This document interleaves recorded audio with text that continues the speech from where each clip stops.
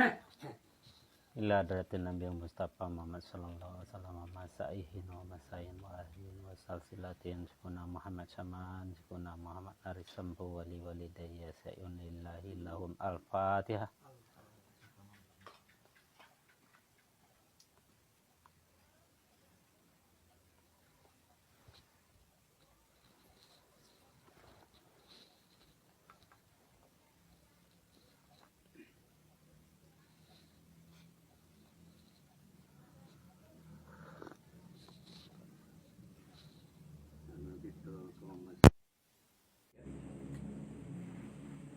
Di kesempatan ini kita itu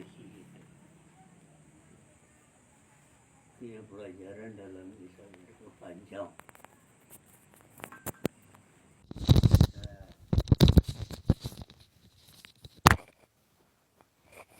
Pertama mungkin tidak salah saya. Dia nampantian ya Pak. Untuk awak yang khusus. Isra Mi'raj itu nasawananya intinya adalah salat.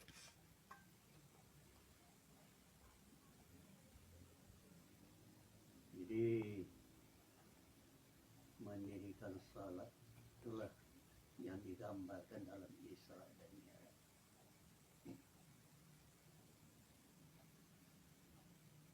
Karena Nabi Muhammad wakatunya mula pertama diciptakan itu untuk salat.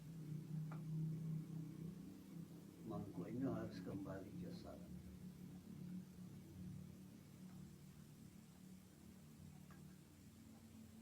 Seluruh alam, langit, bumi dan isinya itu pun dibebani dengan salat. Cuma selain dari jin dan manusia, salatnya itu dalam bentuk tasbih. Jadi tidak ada benda-benda alam dan makhluk yang tidak mendirikan salat.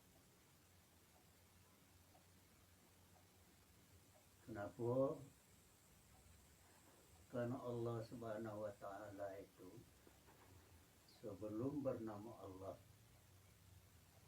nya bernama Zat yang Bukti. Artinya Zat sama Tuhan. Ketika Tuhan berada dalam Zat sama Tuhan itu, belum bisa menciptakan.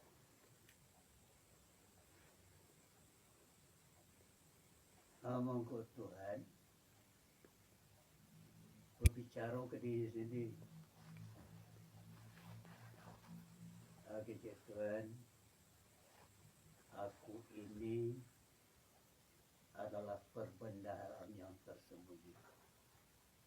Tapi perbendaharaan yang tersembunyi gaib berwujud, gaib dia yang gaib. Mangko aku ingin untuk dikenal. Mangko aku ciptakanlah seluruh makhluk agar mereka mengenal aku. Itu punya kalimatnya dalam hadis qudsi. Dimuncul keinginan Tuhan tadi supaya ia dikenali. Mangko itulah makhluk diciptakan untuk mengenal dirinya. Itu perlu dicatat di sini. Jadi Allah Ta'ala memperkenalkan dirinya kepada makhluk yang diciptakan. Untuk di situ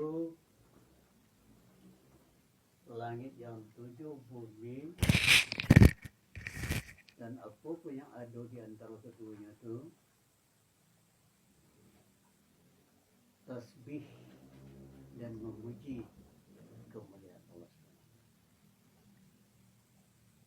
Jadi untuk makhluk dan benda-benda alam yang lain selain dari jin dan manusia itu mengenal Tuhan dengan tasbih. Kalau tak kenal itu mana yang bisa bertasbih. Jadi itu yang mengenal Tuhan. Jadi kalau kita bandiang, kita manusia, memang tak susu. Inyo saja mula dijadian sampai nanti hari kiamat tidak pernah berhenti tasbih. Siang malam. Nah, kemudian kau untuk manusia baru diberikan mendirikan salat dalam bentuk pengabdian. Wa ma khalaqtul jinna wal insa illa liya'budun. Tidak diciptakan jin dan manusia gunanya untuk mengabdikan diri kepada aku. Jadi mendirikan salat itu dibebankan kepada jin dan manusia.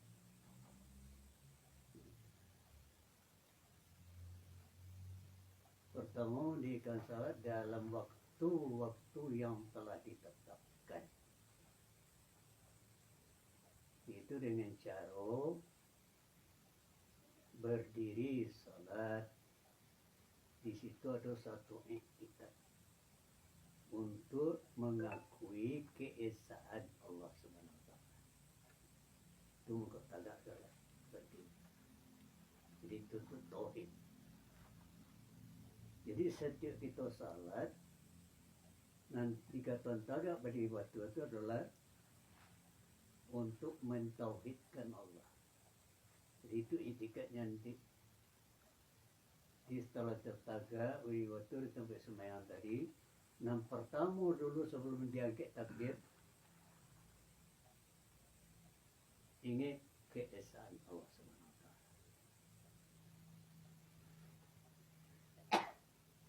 Esa pada zat, esa pada sifat, esa pada asma, dan esa pada af'al.